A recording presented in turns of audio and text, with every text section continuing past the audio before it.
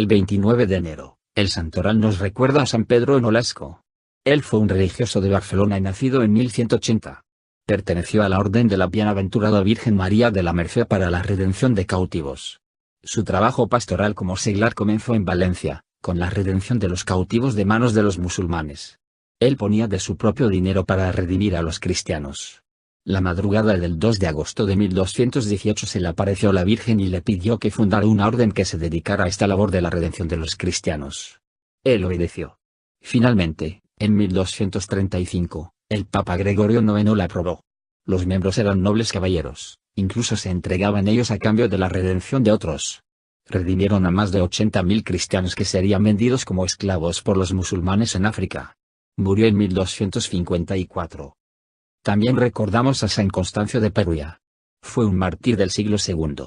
La leyenda cuenta que fue el primer obispo de la ciudad de Perugia, manteniéndose en el servicio durante unos 30 años. Murió martirizado en 170. También cuenta la leyenda que durante la persecución por el emperador Antonio, fue detenido, azotado y luego quemado junto a otros cristianos. Ellos salieron ilesos de estos tormentos.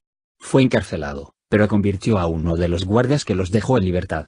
Al salir, buscó refugio en el hogar de cierto cristiano llamado Anastasio, pero ambos fueron descubiertos, encerrados, torturados y finalmente decapitados.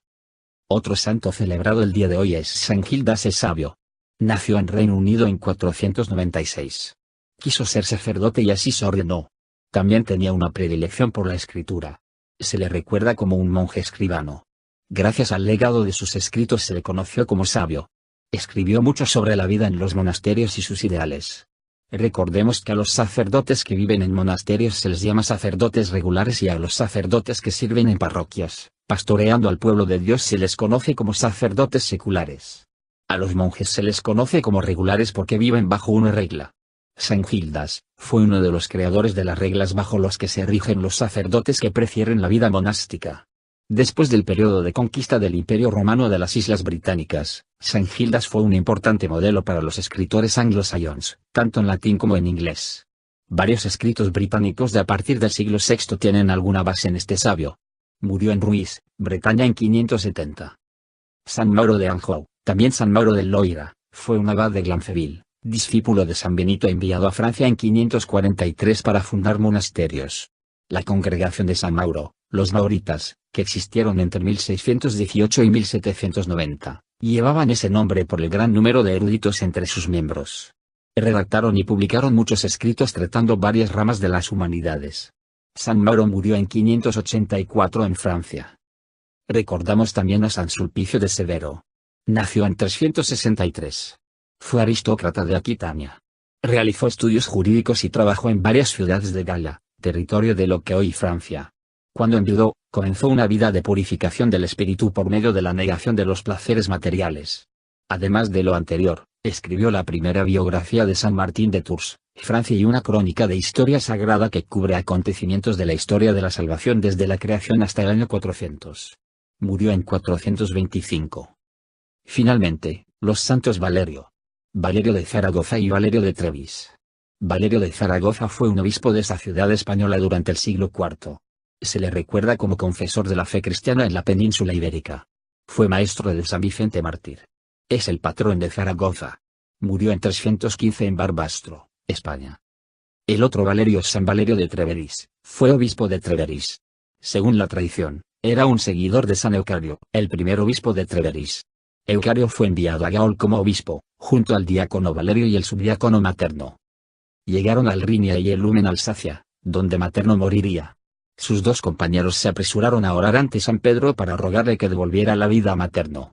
San Pedro le dio la bendición personal a Eucario, y, al ser tocado, Materno, que había estado en su tumba 40 días, volvió a la vida.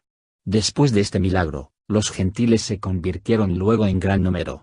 Después de fundar iglesias de los tres compañeros se fue a Treveris, donde el trabajo de evangelización progresó tan rápidamente que Eucario eligió esa ciudad para su residencia episcopal. Entre otros milagros relacionados, resucitó a una persona muerta.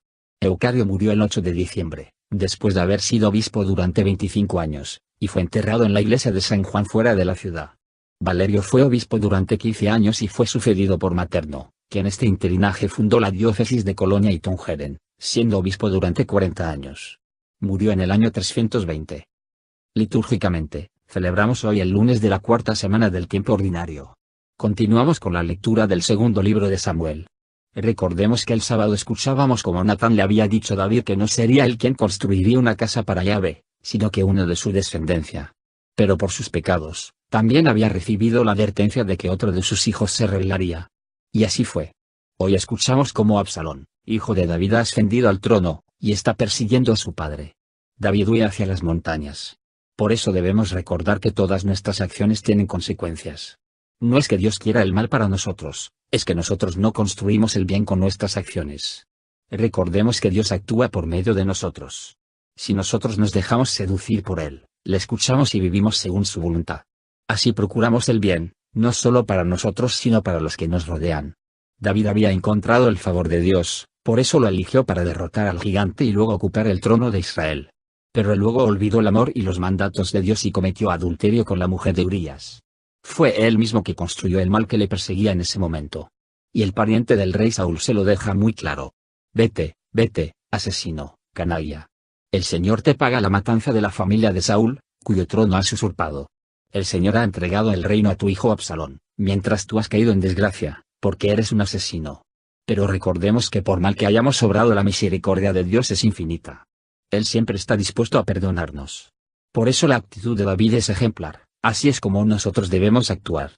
David reconoce su pecado y no manda a matar ni a callar a Seruya. Si verdaderamente reconocemos que nos hemos equivocado y estamos dispuestos a aceptar la voluntad de Dios, podremos experimentar de primera mano su misericordia. Por eso respondemos con el Salmo 3, Levántame, Señor, sálvame.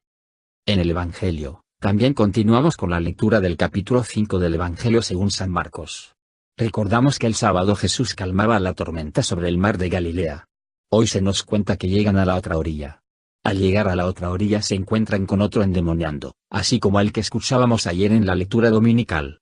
Jesús aprovecha el encuentro con algún endemoniado para demostrar su control sobre el mal que él tiene como hijo de Dios.